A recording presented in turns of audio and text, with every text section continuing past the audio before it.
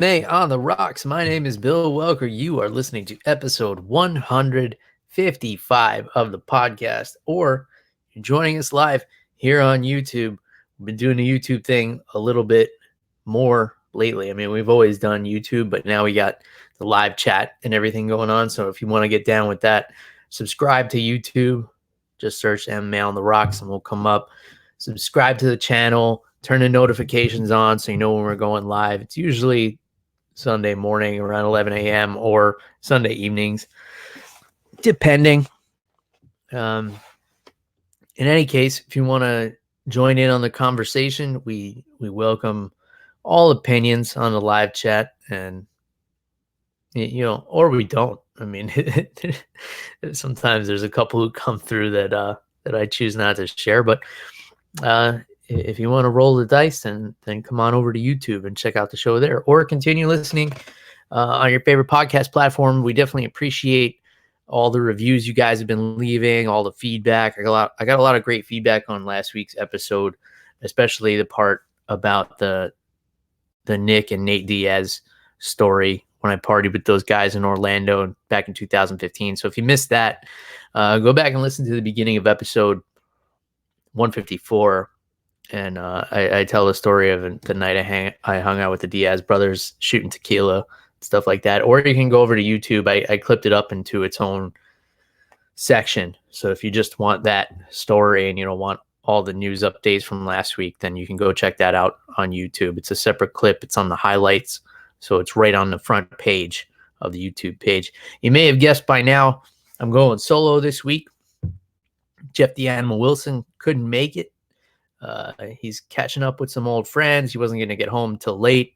I got up super early, so I said I got to get this thing over with. So I don't know what he's up to exactly, but I hope he's getting laid, and I hope you all wish the same for the animal. So if you want to tell Jeff the Animal Wilson how much you miss him, you can reach him on social media at animal_Wilson. On Twitter and Instagram. Don't forget that Jeff has Instagram after 3 years of me badgering him to make one to help promote the show on Instagram. So go follow him on there. But yeah, I definitely appreciate all the feedback you guys have been giving. It was a lot of positivity in the last week, which I appreciate. And of course, I'm always receptive to criticism as well. You guys are the ones listening to the show and consuming the show. So, if there's any changes you want to see, speak your mind, and we'll try and make it happen because, we don't want to lose you, depending who you are. I mean, some of you are kind of shitheads. I don't care if you stop listening, but the rest of you, please keep up with the feedback and the reviews as well. Like I've said the last couple of weeks, if you guys leave a review and you want to roast us in the review, just tag us on social media and let us know. As long as you give 5 stars, you can say whatever the fuck you want about us. You can roast us, for paragraphs, and I'll read it live on the show if I think it's funny, which I probably will because, I got a pretty decent sense of humor. I can take a joke. I got some thick skin. Or I got some MMA stuff to talk about. It was Bellator this weekend. Didn't really blow my hair back. It wasn't the kind of card where I was like, oh man, it's Bellator tonight. I gotta stay home on Saturday night. I was of the mindset that there wasn't MMA this weekend and this was a week off. I did not watch the Bellator card, Bellator 225. I understand it was an awesome card. When all was said and done, 14 fights, 14 finishes, I believe. But there was just nothing about it that was drawing me in. And you guys know, if you've been a long time listener to the show, you know that I was a big time supporter of Bellator for a long time. And then they started slowly doing things that made me lose interest in the promotion. And it's a shame because they've got a really decent roster right now, but I feel like they're just struggling with the promotion and the marketing side of the business, and it's tough. I would almost rather them try and compete with the UFC a little bit more instead of having shows on these off weeks. And I forgot it was on, to be honest. I mean, the main event, Sergei Kharitonov and Matt Mitrione, was a rematch because the last time these two got in there, Kharitonov kicked Matt Mitrione in the balls so hard that it made a hemorrhoid pop out of his asshole. So there's that. I mean, that could have been an interesting dialogue for a build-up. Like they could have done like some really cool, like real dramatic, like pre-fight build-up to that. It's a pretty. It's a fucked up story. I mean, to get kicked so hard that you get a hemorrhoid coming out of your ass.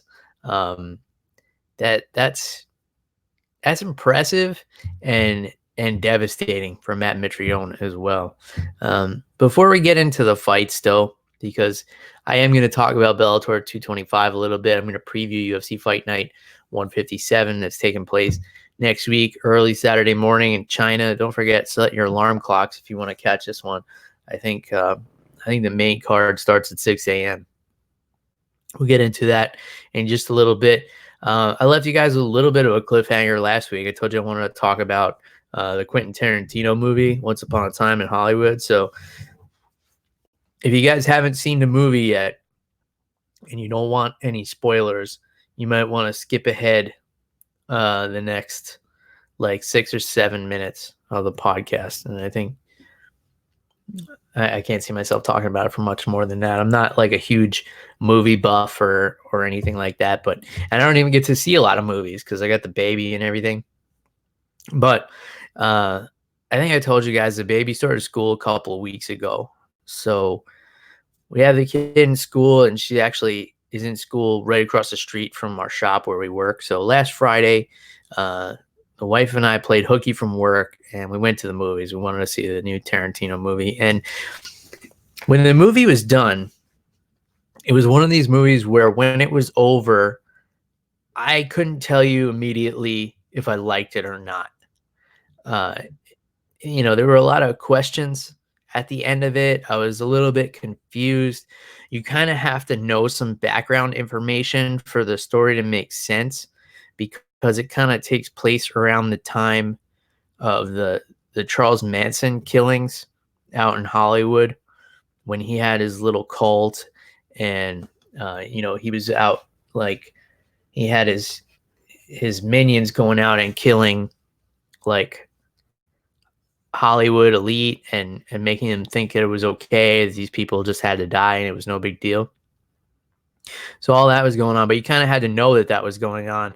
And at the same time, it's got this fictional storyline of this Western film actor, Leonardo DiCaprio, exists, and he lives in the Hollywood Hills, and he's got a stuntman, Brad Pitt, who is kind of like his right-hand man, that's his buddy. And even though Brad Pitt like lives in a trailer and Leonardo DiCaprio lives in a big mansion, they're like best pals, and like Brad Pitt does everything for DiCaprio. So these guys exist in the movie, and other than that, it's supposed to be like pretty historically accurate for what was going on at the time with Charles Manson. But he never actually mentions Charles Manson in the movie.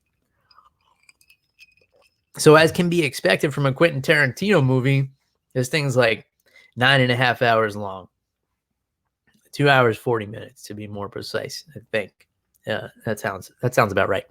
So long movie, but here's what Quentin Tarantino is a master of. And when you think Tarantino, you kind of think like blood and guts and violence. But really, when you think about it, he's a master of character development. And the reason why his films are so long is because he really takes time to take a deep dive into characters and get you invested in them. Most of the characters in his films are like bad people. There's no like good guy and bad guy.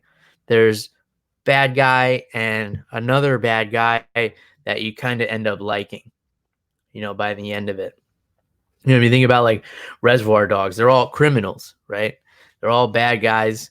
But you end up kind of rooting for some of them. One of them's an undercover cop. Sorry, spoiler alert for Reservoir Dogs. If you haven't seen that, it came out fucking 30 years ago.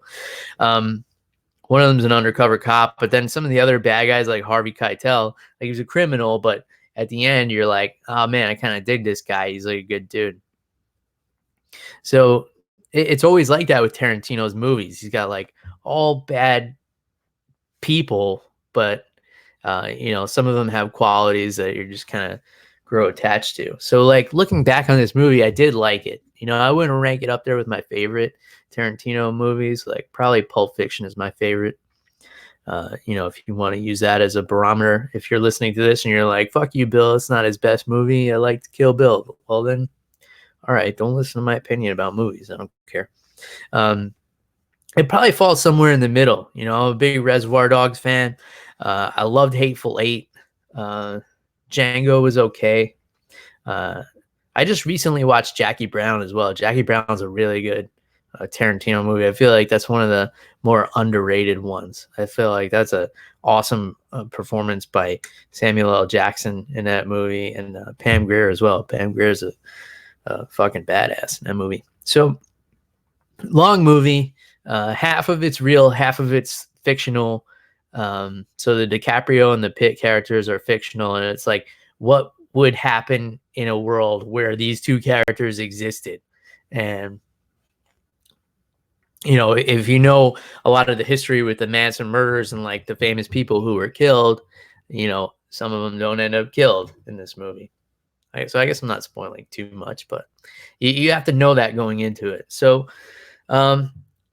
after letting it digest a little bit, I liked the movie. I would probably go back and watch it again. As long as it was, I would be interested to go back again and see like what I missed. The other thing that is important to this show is that Tarantino kind of shits on Bruce Lee a little bit.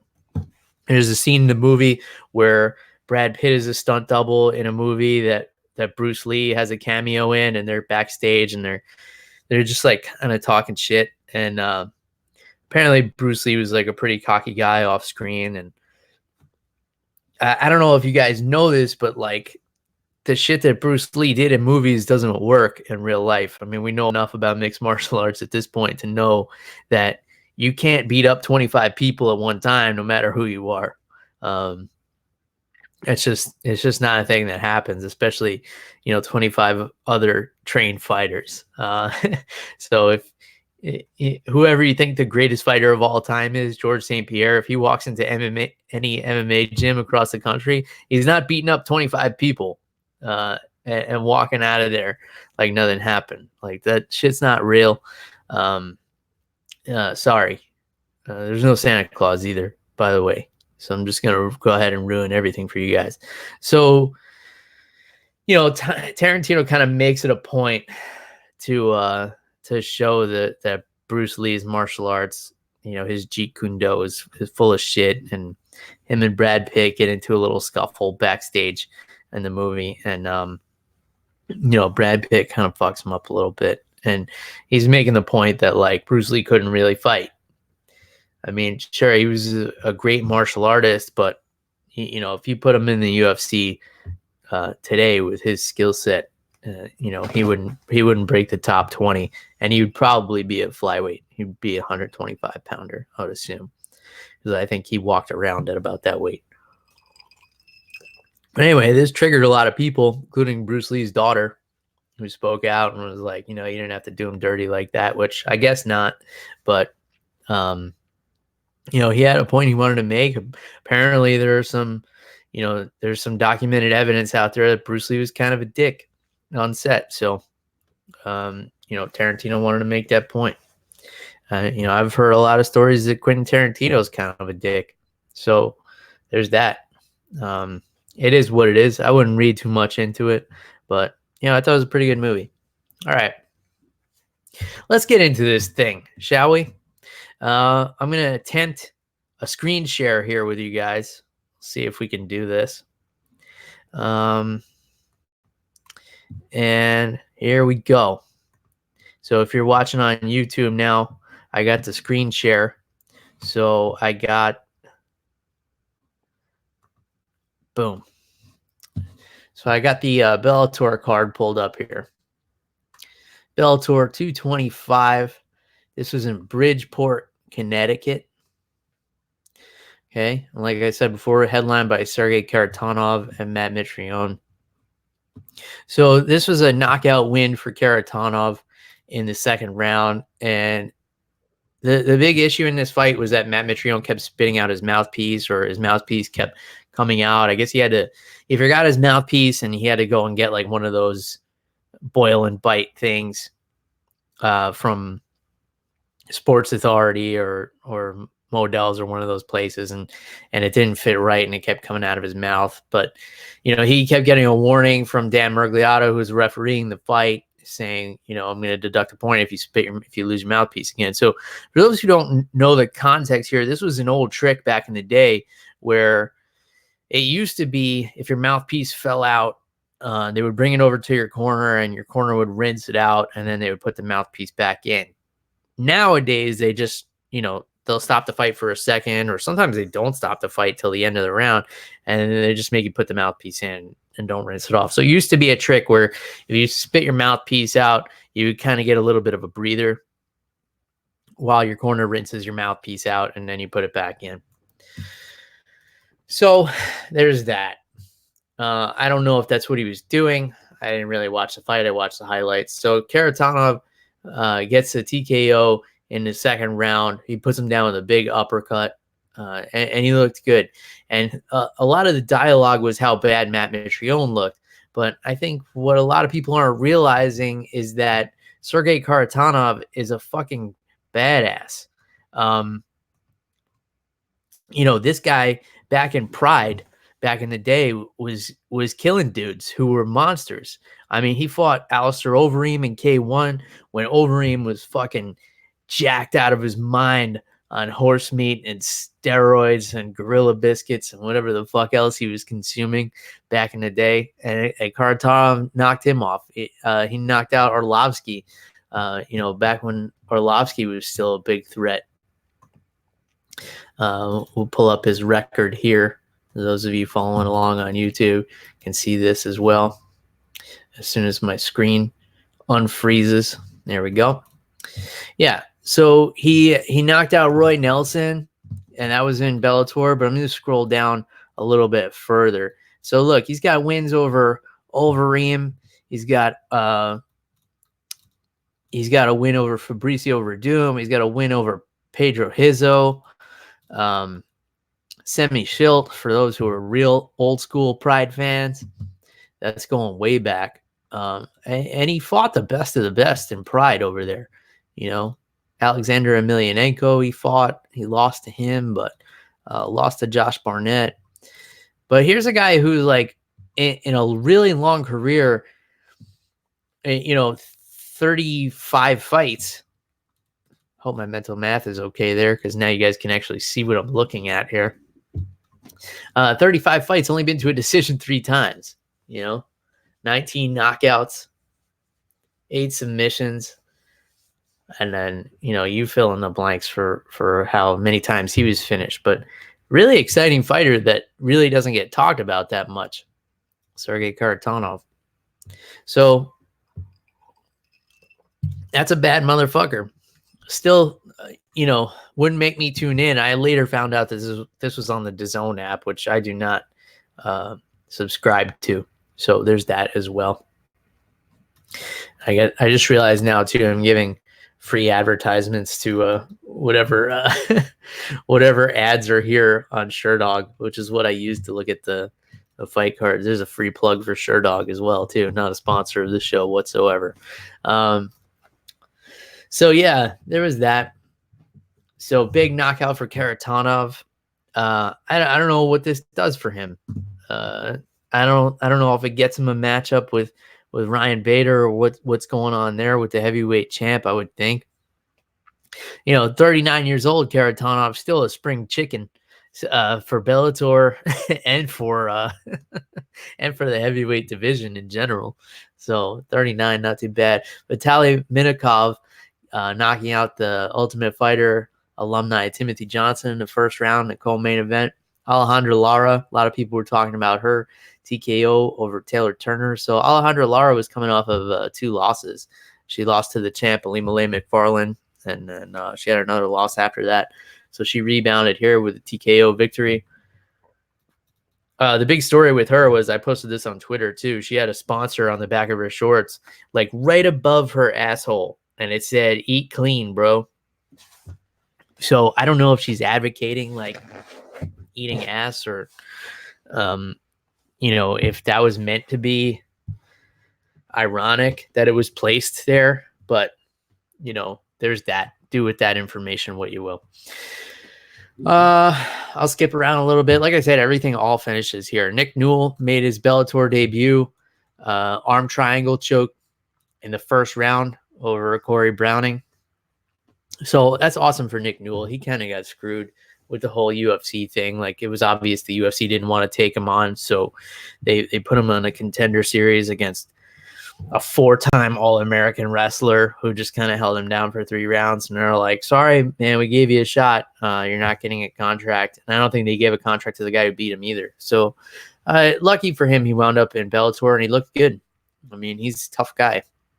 For those of you who don't know, Nick Newell is the fighter with one hand. So there's that. That's the reason the UFC didn't want to sign him. Dana White thought it was like a liability, I guess. I'll scroll down. Ricky Bandejas with the first round knockout over Ahmet Kharitonov.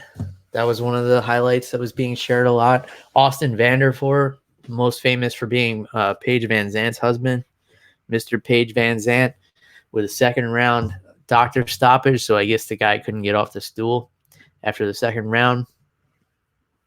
Sabah Homasi, who is a fucking slugger, with a 17-second knockout over Micah Terrill. So you really could watch like all the highlights of this whole card in like 20 minutes, because there was only 2 fights that even made it to the third round, and 1 fight that was stopped in between the second and third round.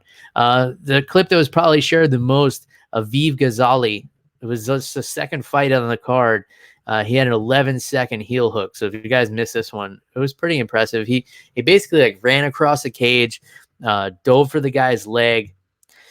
John McCarthy called it an Imanari roll. It was kind of halfway in between an Imanari roll and an ankle pick. He just kind of like dove at the ankle. He didn't fully go inverted for this, but the way the guy sprawled, he was able to get underneath him and grab a heel hook pretty quickly. The heel hook was not really defended at all, and he was able to lock it up quick. Fastest submission in Bellator history. So that's that, right? Bellator 225.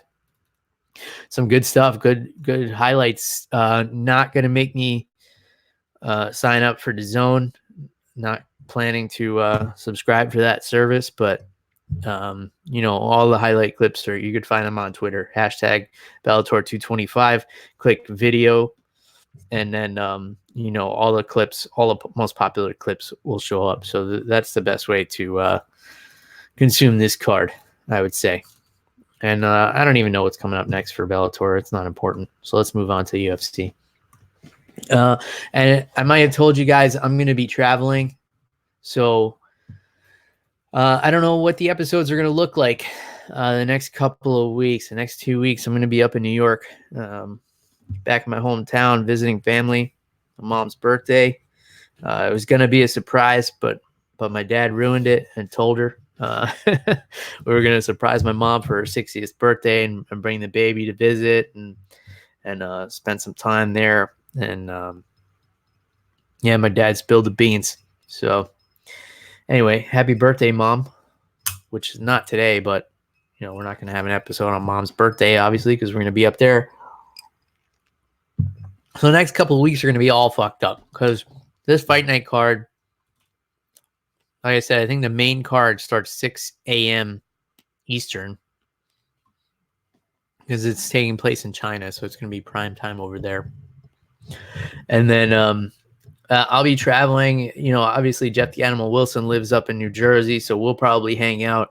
I don't know if we'll do an episode like some of you may remember when I was up there around Christmas time. We just did an episode in a bar.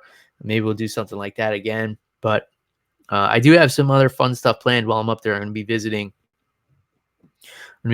some friends at some New York gyms, some people that you may be very familiar with, both from this show and from other podcasts you may enjoy. I don't want to give too much away, but I'll leave it at that. So I'll let your imagination run with that one. But I'm going to be hanging out with some cool people when I'm up in New York. So I'm definitely going to be putting some content out. So make sure you guys are following along on social media at MMA on the Rocks, because I'll have some fun stuff going up there, even though it may not be full episodes.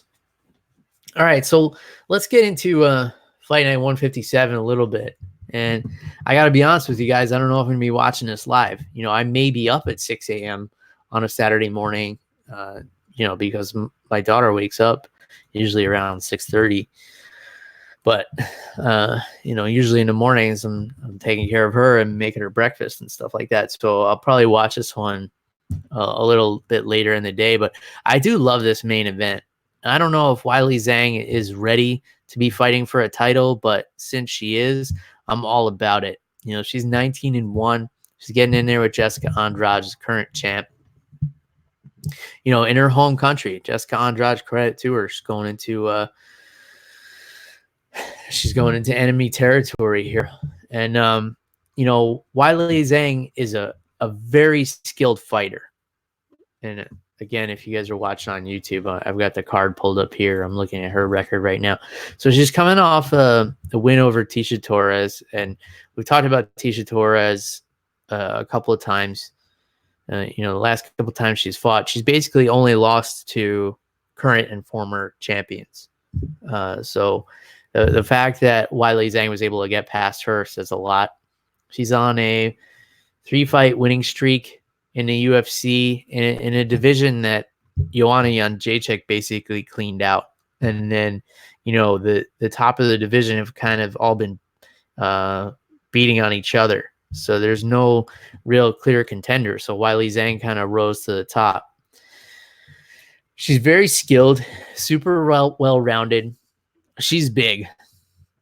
She's definitely big for 115 pounds. I would assume that she cuts a lot of weight to make this strawweight division, but Jessica Andrade used to fight at 135. So, a bigger opponent isn't going to make a lick of difference to her. And I always find it funny when people say things like size advantage, because I never think that size is an advantage. I may be biased because I'm not the biggest guy. I'm rarely the biggest guy in the room. But yeah, if you look at it historically, size doesn't mean much of anything. Going all the way back to the first UFCs, Royce Gracie was 172 pounds, soaking wet. He was beating up guys, well over 200 pounds, and it was not an advantage whatsoever. So there's that. I think this is a fun fight. I think, you got the brawler in Andrade, who just has so much power in this division. I mean, she has some scary knockouts and just possesses power that you don't see in 115-pound people. Not just women. 115-pound people are not knocking people out like this. You're not seeing knockouts like this in the male 125-pound division. Rarely. 135, you start to see him. You start to see, some more heavy hands and some more big knockouts. But even there, if you think about it, they're few and far between. You got your handful of sluggers like your Cody Garbrandt, your John Linekers, TJ Dillashaw, people who have that kind of power, but the rest of the time they're kind of tactical fights. So, and then you got, the grappling of Jessica Andrade. I mean, we saw the way that she fucking spiked Rose Namajunas on her neck in her last fight. So it'll be interesting because Weili Zhang is going to have a little bit of size, but she's not KOing people cold the way Jessica Andrade is. And then, the wild card is that this fight is taking place in China. So we'll see how that goes. Co-main event, Elizu dos Santos and Jingliang Li. So Li is a guy that the UFC has been big on. I've kind of wanted to see, like, he only fights on these cards in China. And I kind of wanted to see how he would do in an American card. Let's see. Did he fight on an American card? Now you guys can see, like, all the behind the scenes of the shit I look up while I'm talking to you. Let's see. His last fight was in Beijing. It was the one that was headlined by Francis Ngannou and Curtis Blades. Okay. So I believe he fights at Extreme Couture. On Sherdog it says China top team, but I know he's come over to the United States and done some training in Vegas. So they're building this guy up, which is great for the market in China. I would like to see him come over and fight stateside. I feel like he'd be able to get some better competition. This is a guy, super well-rounded. He knocks people out. He's got a couple of submissions. I don't believe he submitted anybody in the UFC, but he's got some submissions under his belt. He's a good grappler. He's a big, strong guy for welterweight division. And Dos Santos, let's see. Let's take a look at what this guy's done lately. I need a little bit of a refresher here. Okay, so he's got an impressive winning streak right now. He's on a 1, 2, 3, 4, 5, 6, 7 fight win streak. That's right. So his last fight was a submission victory over Curtis Millender, who's a really highly touted prospect. Then he almost killed Luigi Vendramini, UFC Fight Night 137 with a flying knee. That was one of the most vicious knockouts in recent memory. Win over Max Griffin, win over Lyman Good. I mean, this guy has definitely faced probably much stiffer competition than Jingliang Li has faced. So this is going to be the biggest test for Li. Li's going to have to show his usual composure here, technical striking, good grappling defense, in order to take this win away from, in his home country. And then I would like to see him come over and fight in the States. I think that would be good for him. I think it would be a good experience because, the biggest fight cards are always going to be here. I mean, this one's at 6 a.m. Eastern time in the United States. So, like, a lot of people aren't going to be watching this live anyway. I would like to see Jingliang Li and Weili Zhang and fighters like this get in front of the American audience and get them behind a little bit. Not a whole lot else going on in this card, but that doesn't mean it's not worth watching. Sometimes when there's not a lot of name recognition, that means that these are hungry fighters who want that recognition, and they're going to be going out there and fighting for it. So, you got Andre Sukumdat is fighting on this card. He always puts on a good show. Stop sharing my screen here. A couple of other Chinese fighters on here that are making appearances. Yeah, I think it's going to be a fun card. It's a small card, 11 fights. So if you got nothing better to do on a Saturday morning, wake up and check this out. I'm probably going to watch it. I don't know if there's going to be an episode next week. Like I told you guys, I might do something. I might do like a shorter abridged version or like an Instagram live or a Facebook live, something like that. What's up, RC Fun Zone? Is the soup ready? I don't know if the soup's ready. Jeff the Animal Wilson's not here. So we're going to have to wait for an update on the soup. So that's Fight Night 157. I'm drinking tequila right now. I'm going to give you guys a break from the pumpkin beers. Been talking a lot about the pumpkin beers lately. And because there was like a heat wave that came through Florida. It's been hot as fuck. And so today was the tequila day. So I'm doing right now I got some 1800 tequila, which just comes, from Costco because I'm a dad and that's how I roll. I get my booze at Costco, and I got some orange soda and some triple sec in it. So that's what I'm rocking with right now because it was hot as fuck today. It was like, I don't know, 149 degrees in Florida. I was out like riding my bike home from the gym like a dumbass. So I got home and I was waiting on dinner and went with tequila. Tequila is refreshing for me. So tequila, triple sec, orange soda. That's what I'm rocking with right now. And it's actually Zevia orange soda. And not because I'm so concerned about it being like calorie free and all that nonsense. I just don't like stuff that's overly sweet. And the Zevia sodas give like just enough sweetness. And I only put a splash of it in anyways. So 1800 tequila and Zevia orange soda, triple sec. That's what we're going with right now. So, all right. So fun stuff. We talked about Bellator 225. There were some fun fights there, but like I said, you catch those highlights on Twitter, and you'll be just fine. You didn't miss out on too much. Fight Night 157, and then the big one coming up. Because like I said, I don't know what the episode next week is going to look like, what that situation is looking like. But the big one coming up, of course, is Khabib and Poirier, UFC 242, September 7th. And I'm going to be in New York for this one too, guys. So I don't know if there will be an episode of MMA on the Rocks on September 8th or not. But if you follow along on social media, you will find me some other places on some other shows or visiting some gyms, people that you know and love, I'm sure.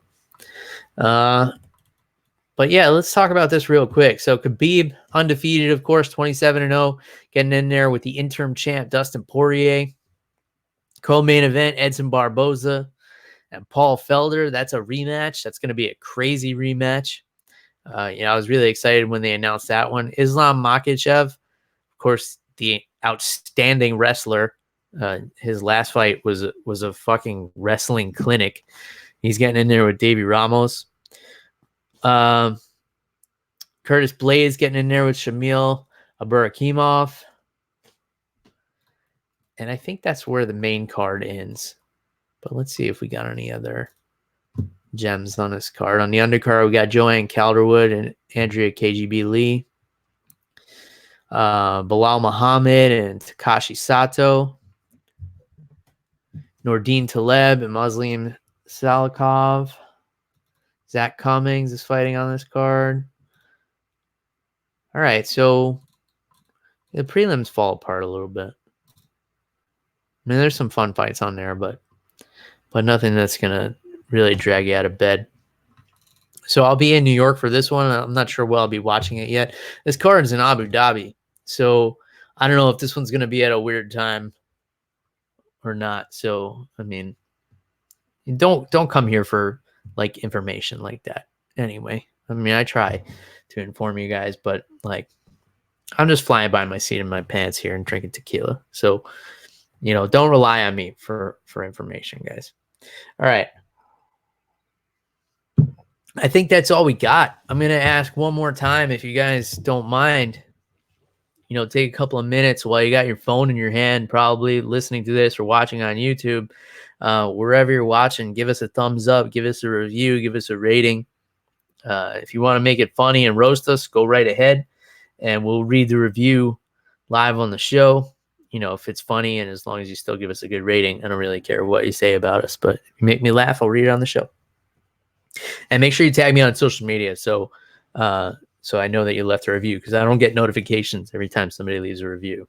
Sometimes it's a couple of weeks before I go and check, and then I see, and then it's that awkward period where it's been too long to send a thank you note, because then it just seems, just socially awkward.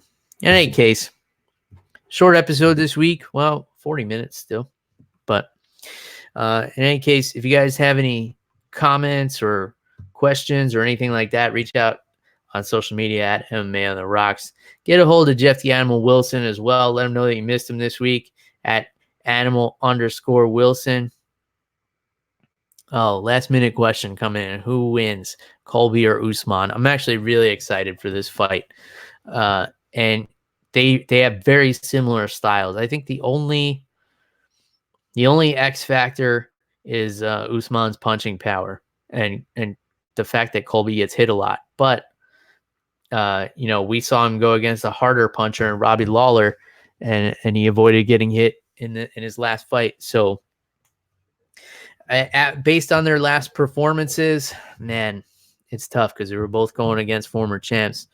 I would probably give a slight edge to Colby Covington right now, just because I think he's a man on fire. But they have such similar styles, that grinding style. If you want to look at wrestling credentials, technically Colby is a more credentialed wrestler because he wrestled Division I. Usman wrestled Division II, but those Division II guys, they got that chip on their shoulder, which works to their advantage a lot of times. Gun to my head, I would pick Colby right now, but I'd have to see it get closer and see the awkward interactions that they have on camera, and kind of base off that as we get a little closer. All right, so that's it. I gotta pour myself another tequila because I'm out of beverages here, so I'm gonna head downstairs, pour one of those. Let me know what you guys are thinking and drinking out there on social media. Reach out, MMA on the Rocks. Visit the website, MMAonTheRocks.com. We got bios of fighters who have been on the show. Lots of fun stuff on there. And keep sending your feedback. We do listen and we do take it into consideration. Until next time, cheers, everybody. Goodbye.